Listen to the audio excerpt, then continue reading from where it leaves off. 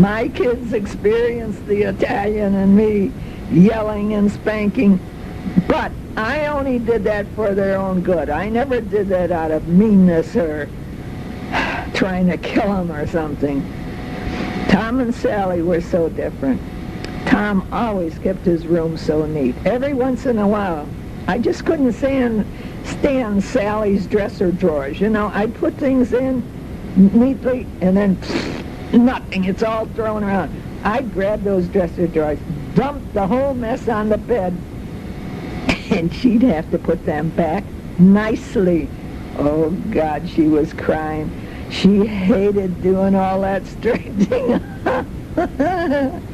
Tom was more like me, organized, and Sally was like Jim, easygoing and artistic. Well, Jim was not artistic.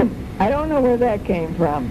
Where did that come from? Oh, that came from my mother, from the singing and back up in that part of the family. I was always proud of them.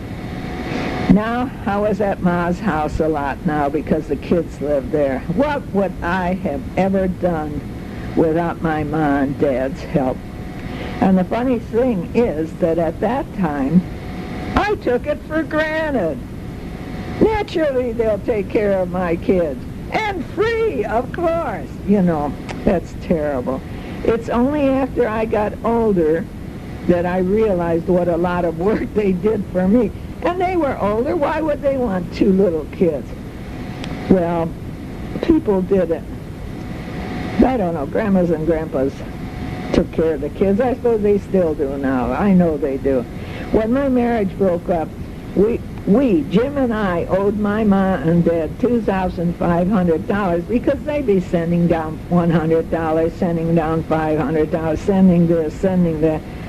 And by going to work, I repaid that debt in a year and a half. Jim did nothing.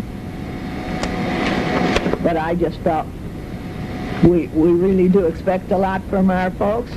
And I was going to pay back money anyway, even if they were taking care of the kids. And now, I was finally getting to know my dad and getting to talk to him.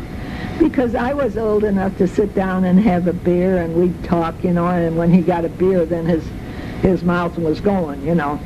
Ma was easy to know because she talked and yelled, but my dad was quiet.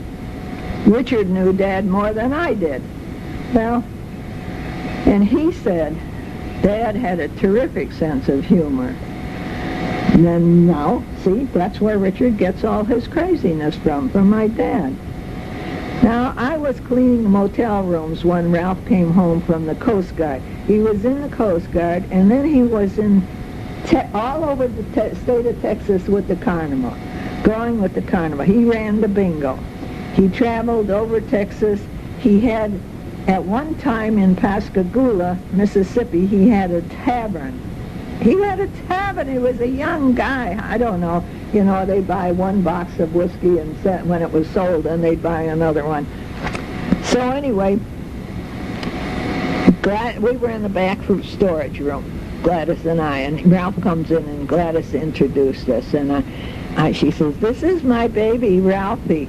And I thought, wow, he looks great. He had broad shoulders, he had a small waist, he had a black hair, nice wavy pompadour, and I flirted. And of course, one thing led to another, and I was very happy to meet Ralph. I fell for him right away. And I always wondered, even after 49 years, I wondered how he could love me. That was the amazing part. I was not a beauty by any means, and I was pretty darn crabby in the morning. It took me 2-3 hours to get civil. I had 2 children, but we had a lot of fun together and enjoyed being friends.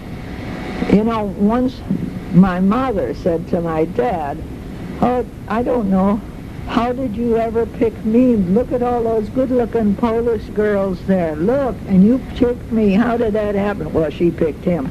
But anyway, he said, "Oh, Anna, don't worry about the beauty. You're beautiful inside."